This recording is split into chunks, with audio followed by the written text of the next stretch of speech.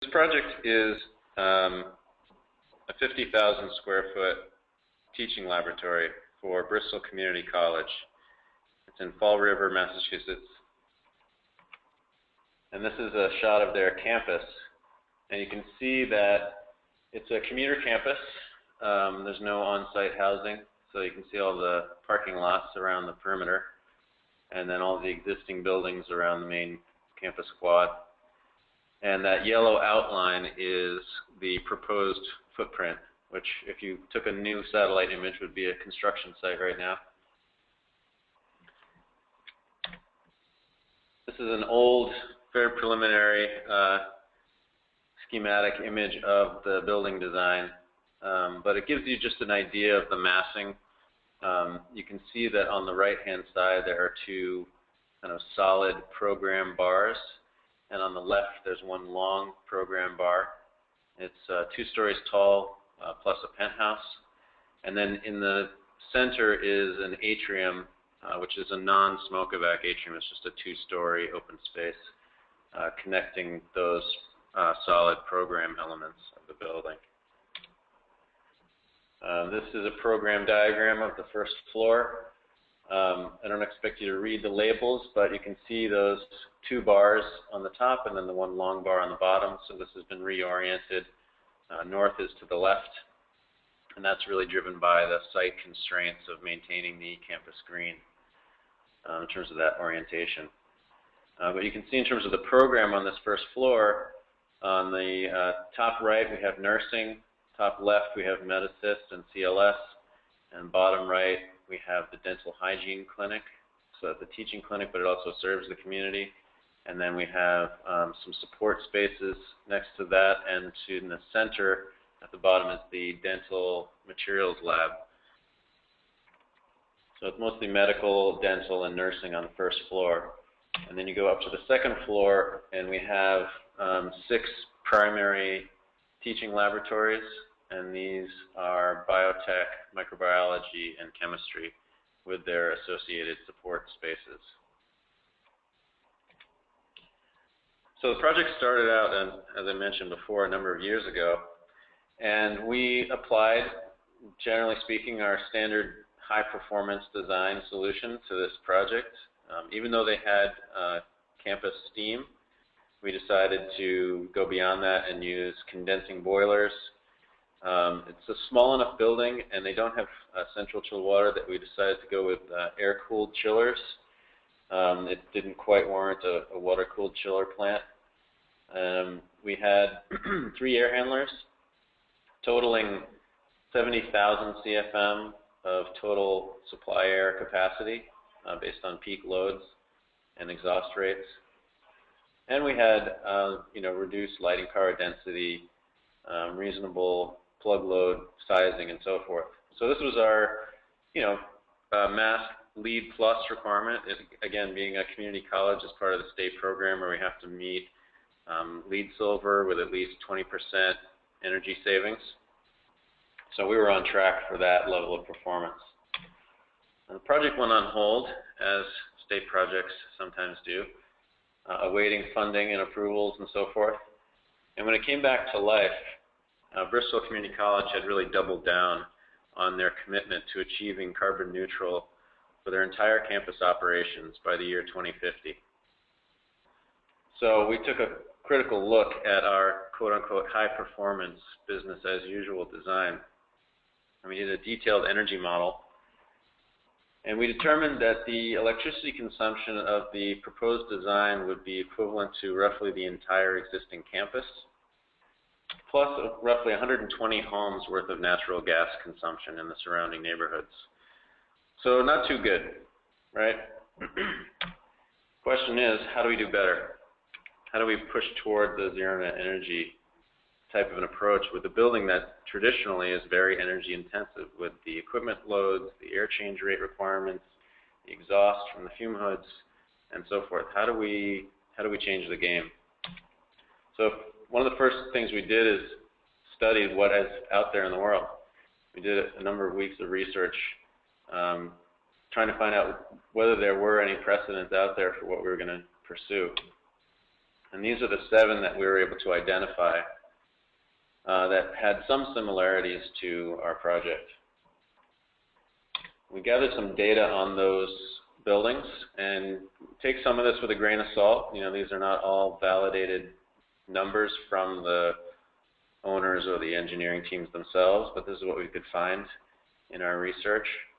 And you can see each row is one of those 7 projects. Our project is in green, and they're sorted from top to bottom based on square footage. So the top is the smallest and the bottom is the largest. You can see in red we've outlined some of the parameters that we thought made it a bit of a challenge to use some of these as precedents for our design. So the first one on the left, as you see, some of them are marked as D or C. That means either in design or construction, so most of these were not actually built yet. Another challenge is that most of them had 0 to just a few fume hoods. There was really only one, the Ohlone College project, that had 10 fume hoods, whereas our design had 22. The other is that some of the ones that were built, or actually all 3 as far as we understood, didn't quite make it to zero net energy. Not to say that they aren't incredible examples of getting very close, but again, if we're going to try to hit it, we had to be even more aggressive. And the other challenge is that a number of these were in more mild climates. So we focused in, just for this presentation, to talk a little bit about the Ohlone College project. So we felt like with the 10 fume hoods, it was maybe the closest precedent. There's a picture of that project. It's not a BR+A design, but the general strategies that they used on this were, you know, enthalpy wheel heat recovery for the exhaust, except for the dedicated exhaust, ground source heat pump with a slinky loop, and PV array on the roof, as you can see. Problem is, as I said before, the mild climate makes that air change rate driven high energy consuming type building much lower energy consuming as a starting point in mild California versus our project in Massachusetts. So we were still left with the question of how do we achieve zero net energy for our project. We certainly need to be even more aggressive than those other precedents. So we developed a scheme through a lot of extra work, analysis, loads, trying to develop some preliminary pricing, a lot of energy modeling, brainstorming, working with the whole team. And I should mention Sasaki Architects, as the design architect on this project, was instrumental in collaborating with us throughout this entire process. All right, so we want to go through some of the specifics of those components of the strategy that we developed to pursue zero net energy. The first is we have to get off of the boilers. We have to get off of fossil fuels. So we used a ground source heat pump system. Seems pretty straightforward, but we know that we need to not break the budget. So rather than go with a huge ground source heat pump system, we used 2 key strategies to minimize the first cost of that approach. The first one on the left is we expanded the ground temperature range in the ground loop of that ground source system. And so what that does is, with any heat exchanger, which essentially is what you have with a ground source system, is the higher you can have, the higher the range is for that delta T, that temperature range, the less surface area that you need ultimately on the system, or the less surface area you need in terms of the mass of the ground that you're heating up or cooling down throughout the season. So that graph is showing that basically by the end of the summer, in terms of worst case design conditions, the ground can actually get upwards towards 90 degrees after you've been pumping, extracting heat from the building and pumping it into the ground all summer long. It's going to get quite warm down there. And conversely, in the winter, after you've been extracting heat from the ground all winter and pulling it into your building, the ground is going to get very cold, potentially even to the freezing point. Now, not to say it's going to happen every year, but that was one of the key strategies in terms of design capacity that helped reduce the number of wells that need to be drilled for the system. And yes, you do take an efficiency penalty for that, but the overall cost-benefit ratio is much better overall.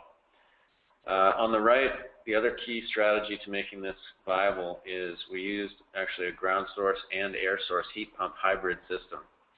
What that means is that the ground source is not sized for all of the load and all of the peaks. It's sized for 100% of the heating peak, but the cooling peak would have driven the ground source system to be even larger. And so what we did is we used the air source heat pumps to supplement the ground source during those peak summer conditions.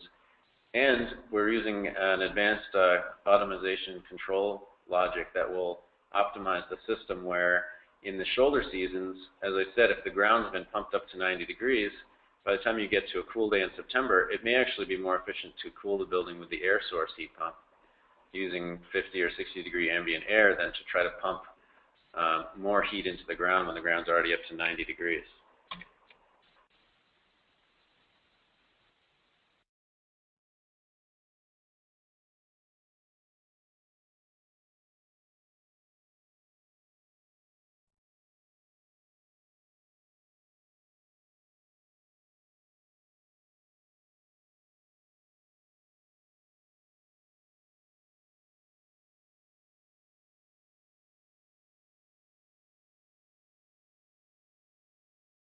We seem to have lost our audio.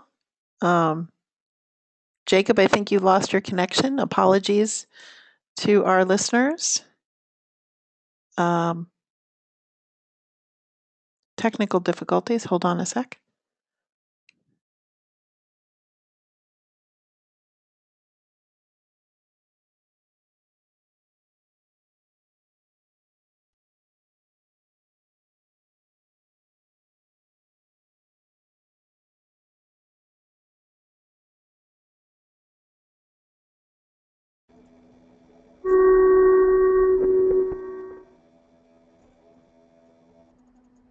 There we go. Jacob, are you back?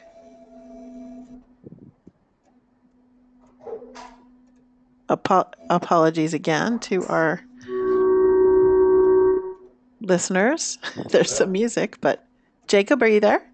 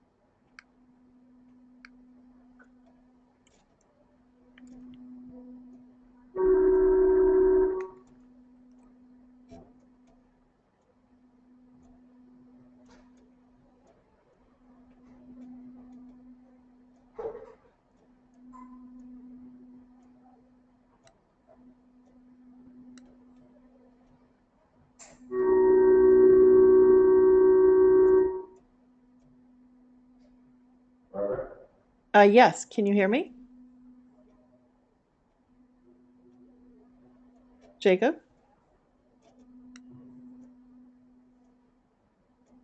I heard you. I heard you just now. Hello? Barbara, Jacob? can you hear me? Yes, now I can hear you. Hello? Hello? Yeah? Hi. Can you, is your audio okay? Yeah, well, I don't know what happened. Somehow everything just Died. disappeared. Okay, All right. so I think we're back. I haven't heard. I asked people to let me know if they could hear, and I haven't heard anything. So, but it sounds good to me now. I'll mute myself, and you can do you know go. where I lost you? Talking. You were finishing up talking about using the air source heat pumps to sync with the ground source heat pumps. Okay, great. All right, so we didn't lose too much. Okay, so great. We're figured out how to get off of the boilers.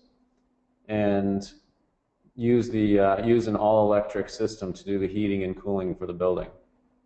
But we still have the problem of too much loads.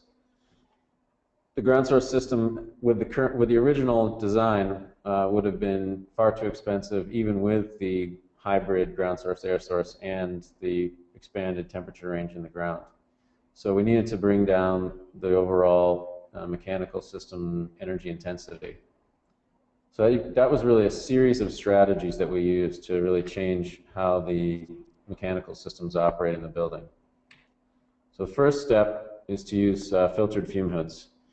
18 of the 22 fume hoods in the project will be filtered fume hoods, which means that rather than being ducted and exhausting all the air out through the roof, they are filtering the air at the top of the fume hood, which you can see on that image on the right. There are those green and white filter banks on the top of the fume hood. And once that air is filtered and all of the chemicals are removed, it's returned directly into the space. And that's something that we've actually done on past projects. So we had a comfort level with that approach. And of course, it's a very client-specific thing that we don't, as the engineers, make the decision. We propose the solution, and the clients ultimately need to go and talk with other universities that are using this type of technology and get a feel for it, from their own perspective. But as you can see, there's a huge list of vendor project examples beyond the ones that BR+A has done. So this type of technology has been around for a long time, and they've enhanced it in the past 10 years to capture a very broad range of chemicals. So we've dramatically reduced the exhaust rate driven by the fume hoods at this point. And the other added advantage is that now the majority of the exhaust from the labs, instead of being class 4 air, toxic air coming out of the fume hoods, it's just general room exhaust to maintain the air change rate requirements in the space. Because it's that class 2 general room air exhaust, now we can easily use enthalpy wheels without any concern for crossover of contaminants to the ventilation airstream. And obviously, most people are familiar with enthalpy wheels. We've probably built 20 million square feet of buildings with enthalpy wheels, so that's not a new technology. The next step is the minimum air change rate requirements in a chemical use space like a teaching lab. It's typically 6 air changes per hour minimum, even if it's not being driven by any other factors like fume hoods or loads.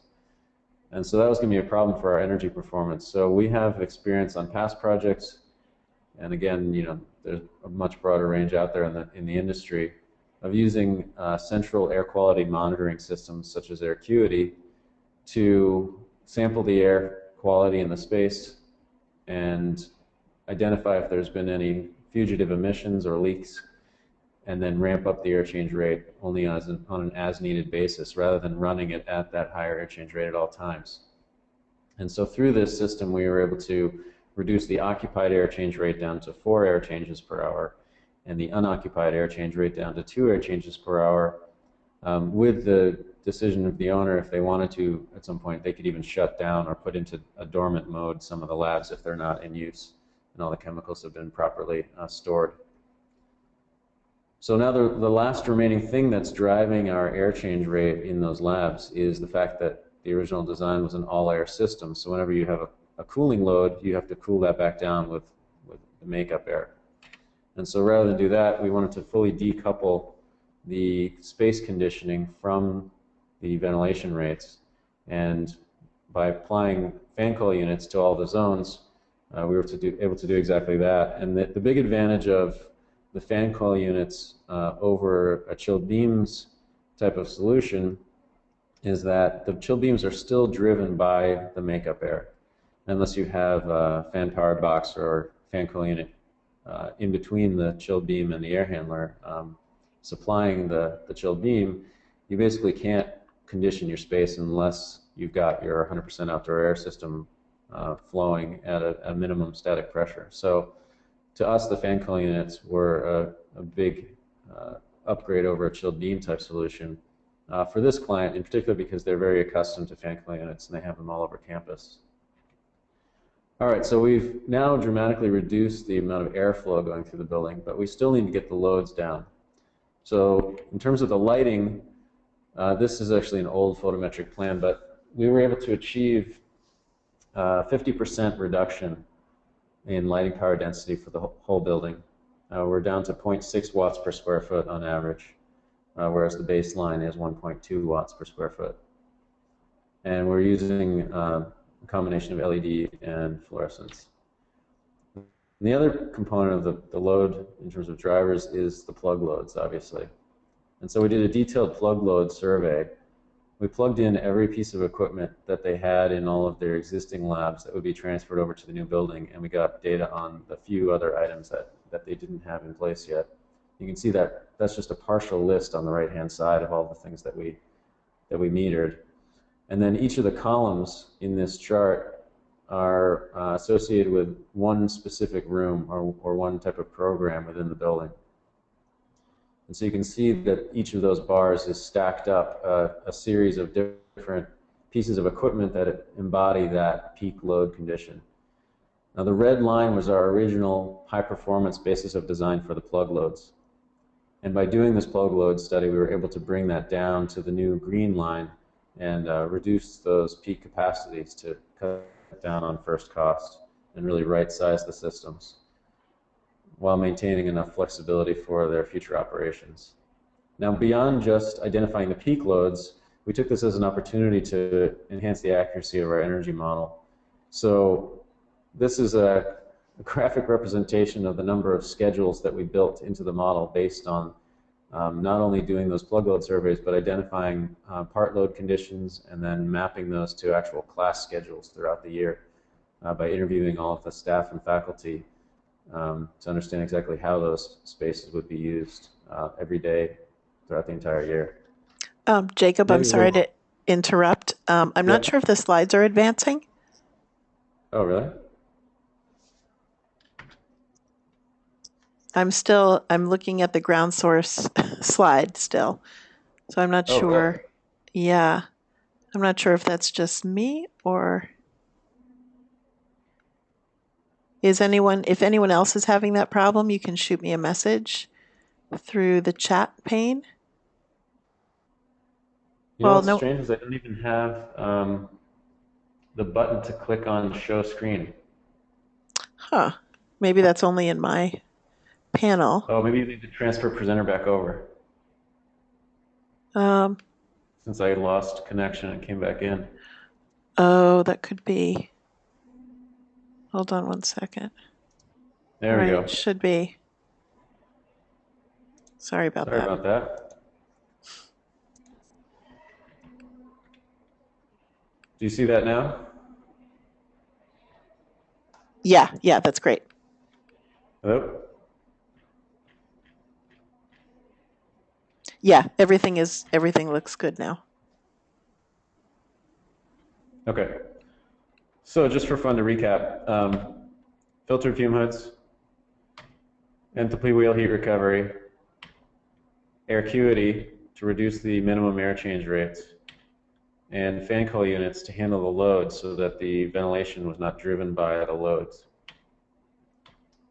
Lighting power density reduction of 50%, and then the plug load study. So this was the chart that I was describing with the long list of equipment, identifying the peak load for each space, and then reducing our basis of design from the original red line of the high performance down to the green line of the zero net energy basis of design. And then we identified not just the peak load, but also part load conditions based on the actual classes that would occur, and then use the class schedules to create, this is actually all the schedules that were built into the model. Definitely overkill. Won't ever need to put this level of detail in again, but we can use a lot of what we learned in this process and simplify it a little bit to apply it to other projects. So the next piece, once we've dealt with the internal loads and the air change rates, is to address thermal comfort, the envelope, and use natural ventilation for the non-lab areas. So we originally had a design for 72 to 74, so in the winter you could heat to 72, in the summer you could cool to 74. That was our high performance design. And we worked with Bristol Community College to identify a broader range, allowing it to go down to 70 in the winter and up to 76 in the summer. And I don't know what this is. Can everybody still see the screen? Can you still see that, Barbara? Yeah, yeah. I can. Looks good. Okay, great. Excuse me. So, and part of being able to expand that temperature range was the fact that on campus they don't have excellent temperature control at this point, so they're more used to maybe a broader range than some clients. In addition, we wanted to make sure that we didn't have too much solar heat gain, and that the envelope was well insulated and well air sealed, and that we were dehumidifying the air. So we'd have a no draft 70 degrees in the winter, and we'd have a dry 76 in the summer. So as I mentioned, we wanted to make sure the building envelope is airtight, so we have specified whole building blower door testing as part of the construction process. And then I mentioned natural ventilation. That may seem a little strange for lab buildings, but one of the interesting things that came out of our survey of precedent projects was all of the ones that we found, as far as we know, have at least some component of natural ventilation, which makes sense even though they're labs, that you're thinking in that vein of reducing loads, making the building more passive, and natural ventilation is really part of that whole zero net energy thought process. And so we use the natural ventilation using a manual type operation of the windows in the spaces in the darker green, so you can see the dental clinic, CLS, the offices, and the conference rooms.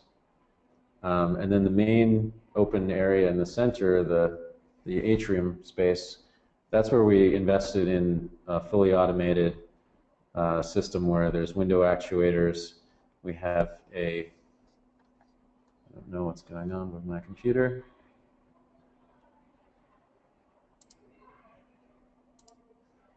All right, hopefully everybody can still see that. And what's interesting is in the manual spaces, what we've done is we're putting in thermostats that glow green or red, and when it's red, it means keep the window shut. When it's green, it means open the window, and oh, by the way, the mechanical systems are now off for your space. So if you want any comfort, please go open the window. It's a dumb way of doing it. It doesn't require the cost of a window point sensor on every window. We're using those thermostats also to identify if people have left the windows open when it's too cold or too hot out. It'll send an alarm to the BAS. In the main atrium, as I mentioned, it's a fully automated system. So we have window actuators. We have a weather station on the roof, and we have a control sequence that we developed to optimize the operation of that system. Now, no building can be zero net energy, no matter how low it is in terms of consumption, without renewable energy being generated on site. So we have a solar hot water system with evacuated tube for all of our domestic hot water demands, both in the bathrooms and for process in the labs. And then the big key to this whole process was the PV array. And part of Bristol's commitment to achieving carbon neutral by 2050 is they're building a large campus scale PV array on the parking lot adjacent to the building. And we'll talk about that a bit more in a minute. One of the key things to this whole process was, although we're being aggressive in reducing the loads and downsizing the systems and making things more efficient, we had to make sure we future-proofed the design and we didn't run out of capacity or flexibility. And so the fan coil units are standardized, so the CLS can eventually turn into a chemistry lab if they want it to, in terms of the capacity. The heat pumps are modular, so if they had to add one more unit, that would be possible. And again, everything has a little bit of extra capacity and wiggle room. So we didn't handcuff them to a building that wouldn't work for them. That's obviously not a zero net energy or sustainable design for the future if we don't do that. All right, so we were pumped. We came up with this whole scheme. We had all these great strategies.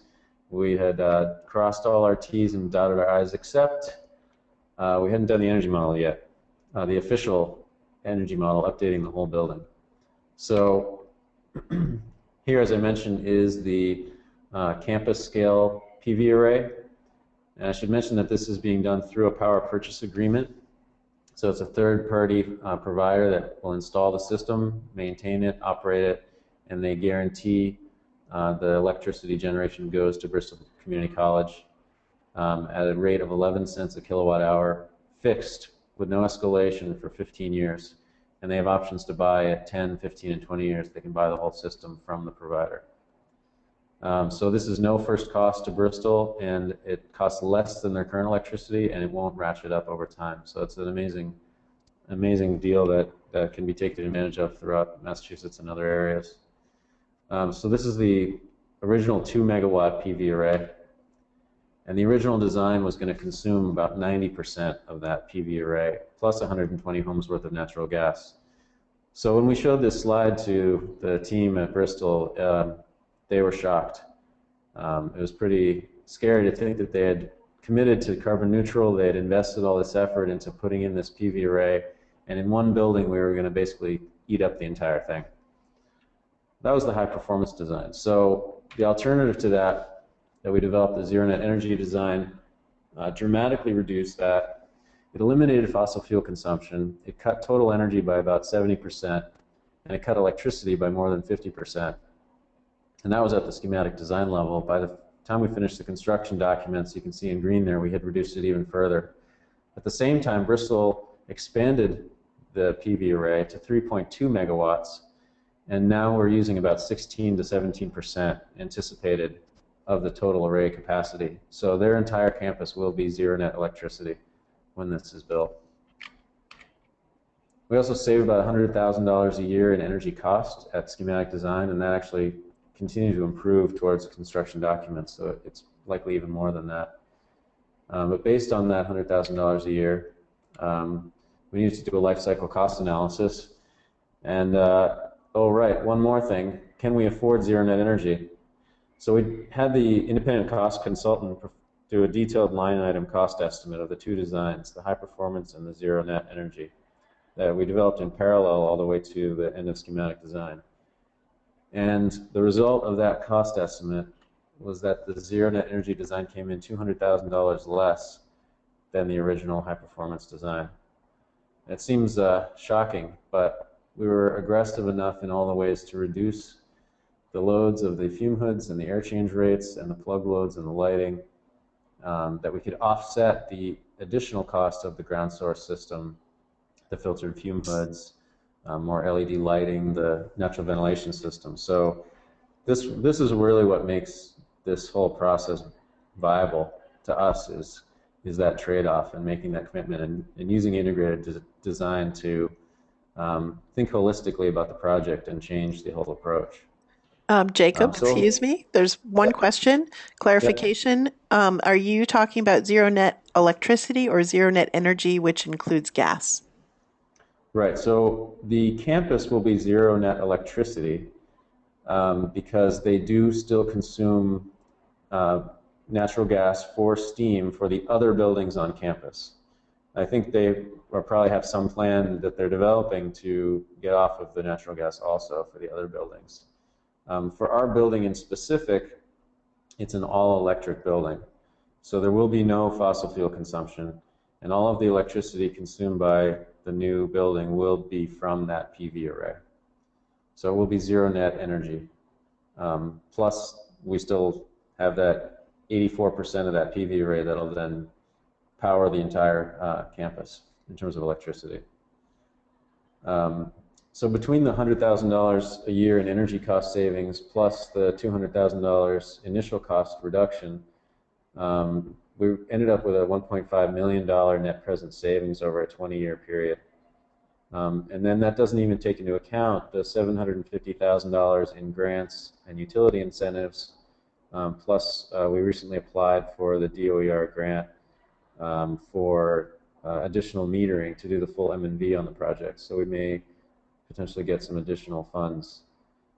So clearly, we're well over the potentially closer to the $3 million mark in terms of net present savings with a design that'll have essentially zero net energy consumption. So that's the end of the presentation. I'm happy to field any questions. I apologize for the technical difficulties. That's great. Thank you, Jacob. That was that was a lot of really cool stuff packed into a really dense project with lots of really good information, especially the tracking of the different cost options through the project. Does anyone have any other questions for Jacob?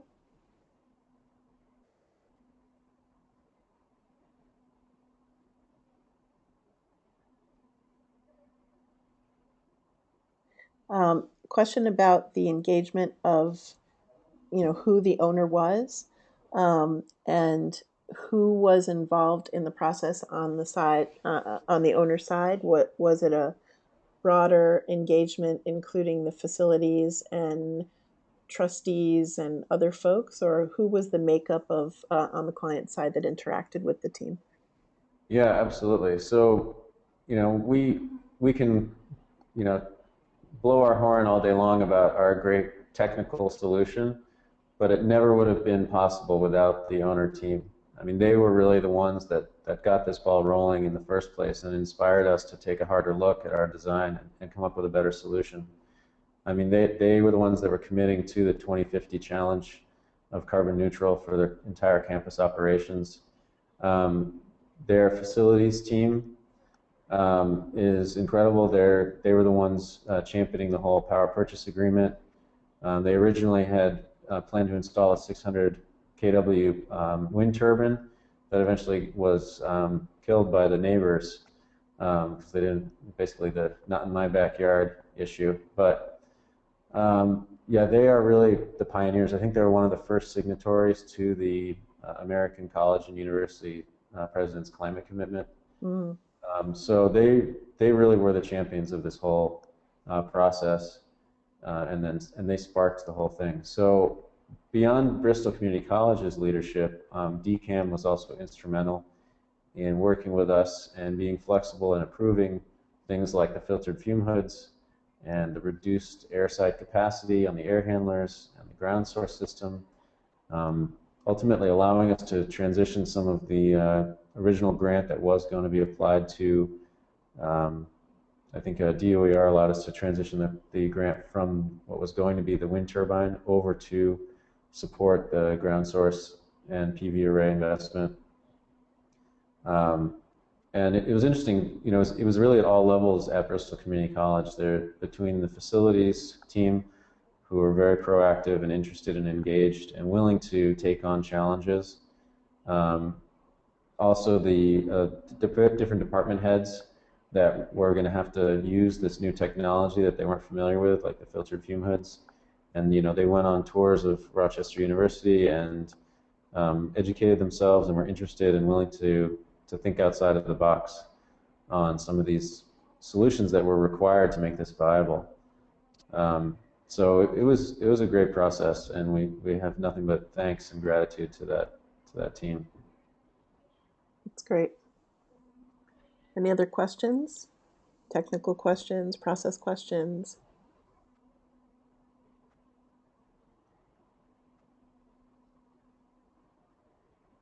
No, I'm not seeing any hands raised or questions being submitted. So we have a pretty sophisticated audience here who are pretty experienced. So I want to thank you guys for signing on. There will be more projects in the series, and we maybe we'll circle back and do a 1-year post-occupancy and see how things are working out on this project. Yeah, we'd love to do it. It'll be a little more than a year before we get the data going, but yeah, we would definitely want to follow up, and we're going to be doing measurement and verification of the performance. So we're not going to just let this opportunity fall by the wayside to really see how these systems perform. That's great. Can you say a little bit about that in depth? What kinds of things are you going to be measuring? Well, to some degree, how much data we can get hinges on this DOER grant that we applied for.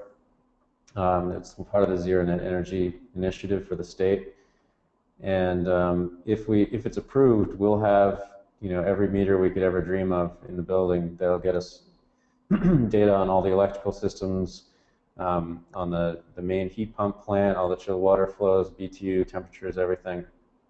And so that'll be a really rich data set. If by, unfortunately, if we don't get the grant, we will lose some of that level of detail.